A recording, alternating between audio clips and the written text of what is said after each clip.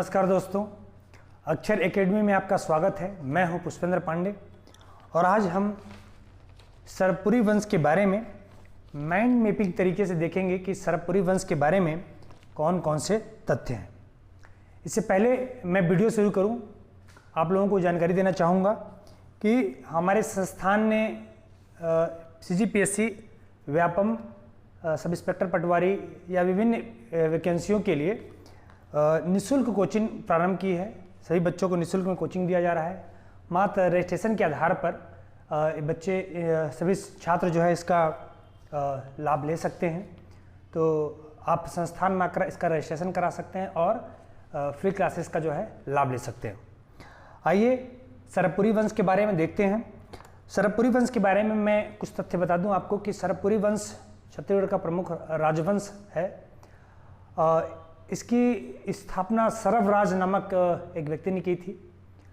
इसका उल्लेख एरण अभिलेख में मिलता है। एरण अभिलेख में इस बात की जानकारी मिलती है, जो भानुगुप्त का अभिलेख है इसमें जानकारी मिलती है कि सरबपुरी वंश के जो संस्थापक रहे सरबराज, उनकी मृत्यु एरण में हुई। इनकी मृत्यु कहाँ हुई थी? एरण में हुई थी। सरबपुरी वंश के जो संस्थापक हैं वो सरबराज हैं और इनकी राजधानी सरबपुर है। जो सरबपुर है वो वर्तमान या तो संबलपुर, सिरपुर या सारंगढ़, विभिन्न जो विद्वानों हैं उनका अलग अलग मत है। सभी विद्वानों का मानना है कि जो सरबपुर है वो संभवतः उसकी पहचान नहीं की जा सकी। इसकी वजह से कुछ लोगों का मानना है कि वर्तमान सिरपुर जो है उसकी राजधानी रही होगी, या वर्तमान जो सारंगढ़ है वो उसकी राजधानी रही होगी, या उनका भी ये भी मानना है कि जो संबलपुर है, उड़ीसा का जो क्षेत्र है, वहाँ उनकी राजधानी रही होगी। ठीक, इसे अमरार्य कुल वंश भी कहा जाता है। याद रखिएगा, सरबपुरी वंश का एक और नाम है अमरार्य कुल वंश। बहुत महत्वपूर्ण है। ठीक है, इनका जो शासनकाल है 6वीं शताब्दी के आसपास इन्होंने शासन की स्थापना की थी। सरबराज ने 6वीं शताब्दी के दौरान क्या किया था? सरबपुरी वंश की स्थापना की थी। इन्होंने बिलासपुर, रायपुर, सारंगढ़ क्षेत्रों में क्या किया? शासन किया। लगभग मध्य छत्तीसगढ़ के क्षेत्रों में क्या किया? शासन किया। यहाँ के सरबपुरी वंश की जानकारी का जो स्रोत है वो एरण अभिलेख है, जो किसका निर्मित है? जिसके द्वारा निर्मित है? भानुगुप्त, गुप्त शासक भानुगुप्त द्वारा निर्मित एरण अभिलेख में सरबराज की मृत्यु के संदर्भ में बताया गया कि सरबराज की मृत्यु 510 ईस्वी में, ठीक है, 510 ईस्वी में, याद रखिएगा, मृत्यु कहाँ हुई थी? एरण में हुई थी। एक और अभिलेख है कौवाताल अभिलेख। इस अभिलेख में सुदेवराज नामक शासक का वर्णन किया गया है। इसके अलावा सिक्के, प्रसन्न मात्र के सिक्के से भी इस वंश की जानकारी मिलती है। इस वंश का सर्वाधिक महत्वपूर्ण शासक प्रसन्न मात्र हुआ। उसने इस क्षेत्र में अनेक सिक्कों का प्रचलन कराया, जिसमें सोने चांदी के पानी चढ़े सिक्के हुए करते थे और इसमें संस्कृत भाषा का भी इस्तेमाल किया गया है।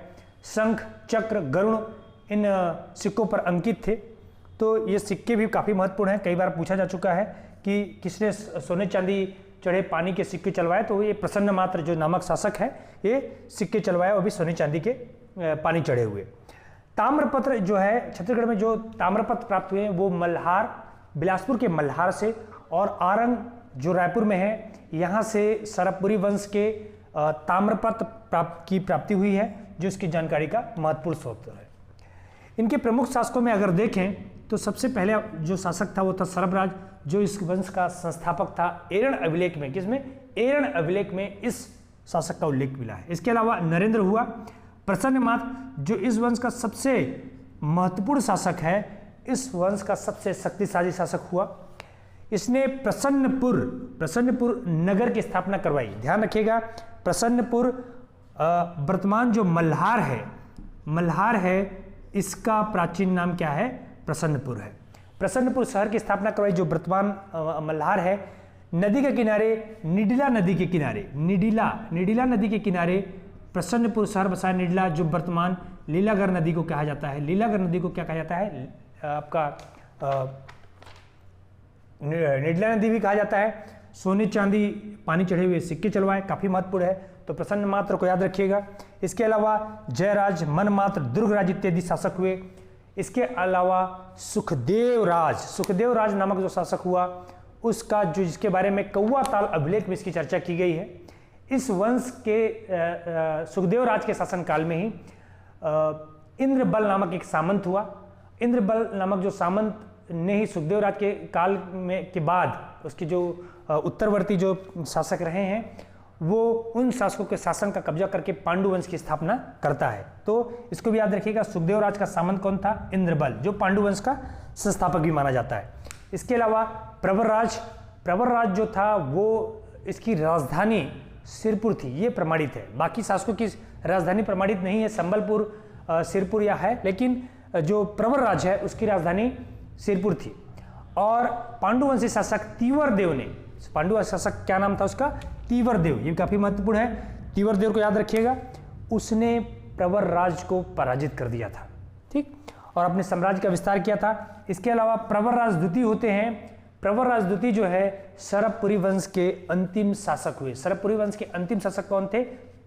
प्रवर राज द्वितीय। और संस्थापक कौन हुए? सरबराज।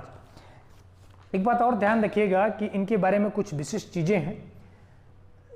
सरबपुरी वंश वो वैष्णव मत के अनुयायी थे।